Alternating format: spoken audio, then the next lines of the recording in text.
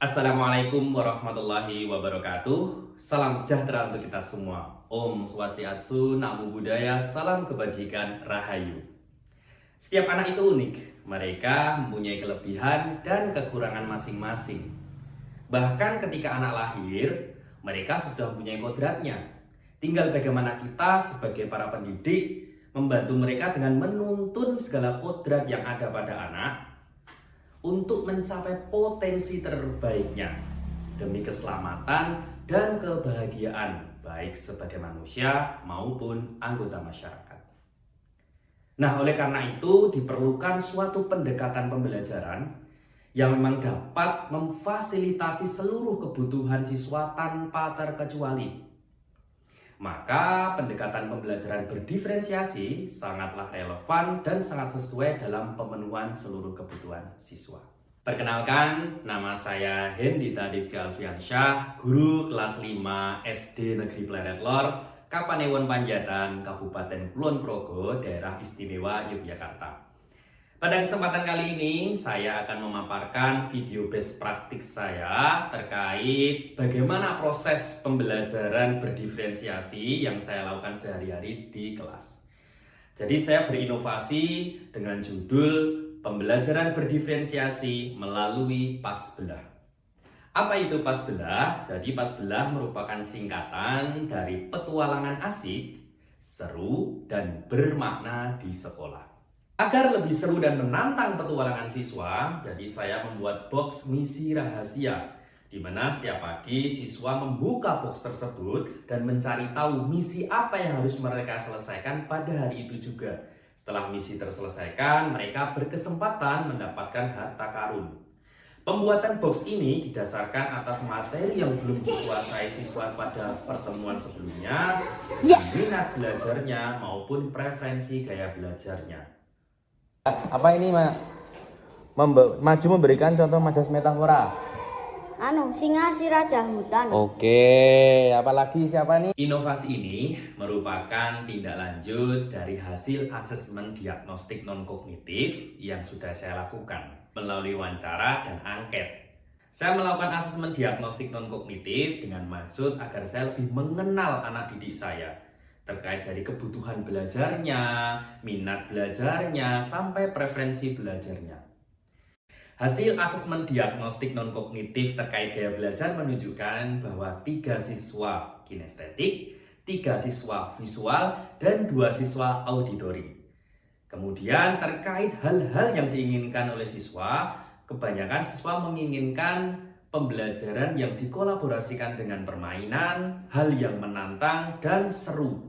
Hasil dari asesmen diagnostik ini akan saya masukkan ke dalam jurnal saya sebagai bahan acuan dalam pembuatan strategi, model, dan metode yang akan saya ajarkan kepada anak didik saya.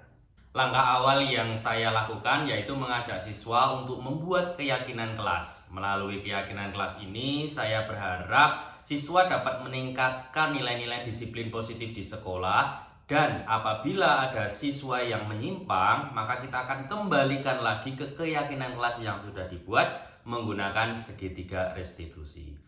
Agar lebih menarik, saya mengajak seluruh siswa untuk membuat keyakinan kelas menggunakan Canva dan mempresentasikan hasil kesepakatan pembuatan keyakinan kelas secara bersama-sama di kelas. Kemudian saya bersama anak-anak saya juga sepakat untuk membuat kelas menjadi lebih nyaman, lebih hidup, dan sesuai keinginan anak-anak. Kami juga membuat zona kehadiran dan zona emosi, di mana siswa setiap pagi mengekspresikan emosinya. Hasil dari zona emosi akan saya gunakan sebagai acuan apa yang akan saya lakukan di hari itu. Tidak hanya itu, kami juga bersepakat untuk membuat kelas lebih berwarna, yaitu dengan menempelkan hasil karya belajar siswa sebagai bentuk apresiasi terhadap belajarnya.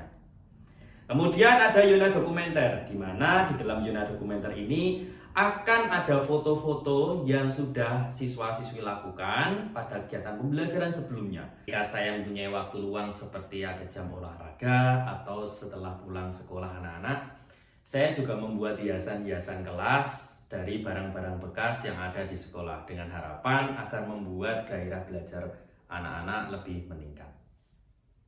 Kami juga membuat pojok baca yang menarik dari bahan-bahan bekas.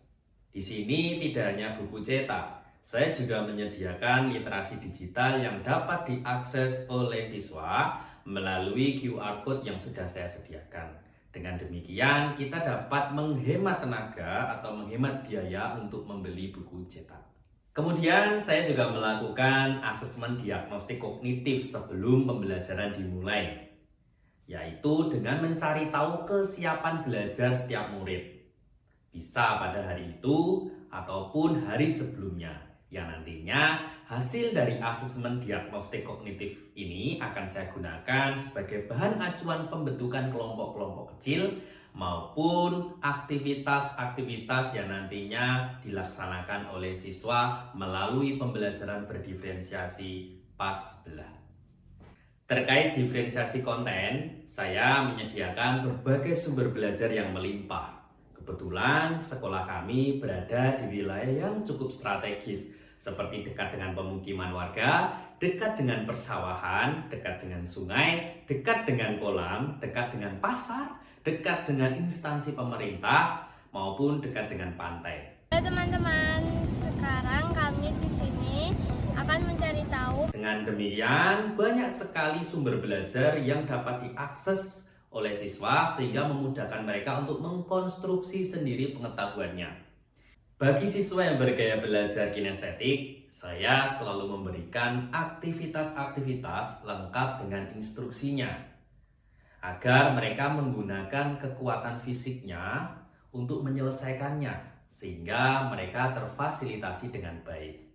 Sedangkan siswa yang bergaya belajar visual auditory, saya juga menyediakan seperti tablet maupun Chromebook agar mereka mengakses internet untuk mencari seperti poster, seperti bagan, seperti skema, mendengarkan sebuah narasi, melihat video atau mendengarkan video dari YouTube dan sebagainya sebagai bentuk mengintegrasikan teknologi dalam pembelajaran.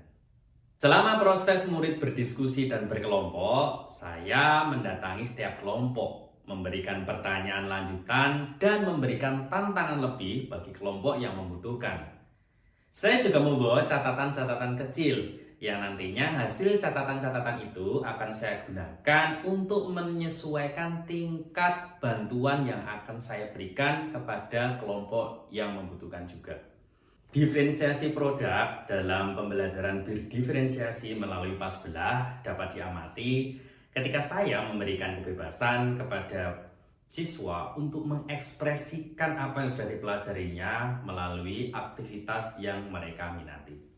Misalnya, ada siswa yang lebih suka menggambar, maka siswa tersebut diberikan kebebasan untuk menggambar terkait apa yang sudah mereka pelajari, seperti membuat bagan, skema, maupun tabel. Apabila ada siswa yang lebih suka menulis, maka siswa tersebut diberikan kebebasan untuk menulis secara singkat terkait apa yang sudah mereka pelajari di bukunya. Dan apabila ada siswa yang lebih suka berekspresi, saya memberikan kebebasan mempraktikkan secara langsung maupun melalui perekam suara terkait apa yang sudah mereka pelajari. Rantai makanan yang ada di laut. Yang pertama, hippocampus dimakan oleh zooplankton. Asesmen formatif saya lakukan melalui kuis yang dipadukan dengan game online agar siswa lebih tertantang, tertarik, dan termotivasi seperti Blogger, Quizizz, maupun Kahoot.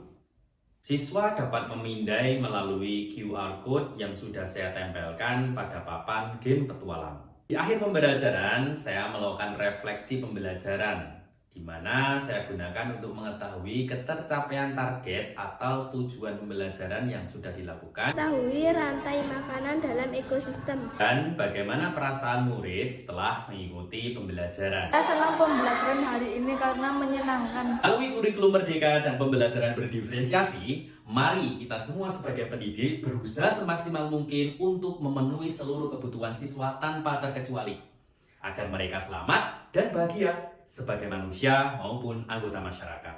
Selamat Hari Guru Nasional 2023.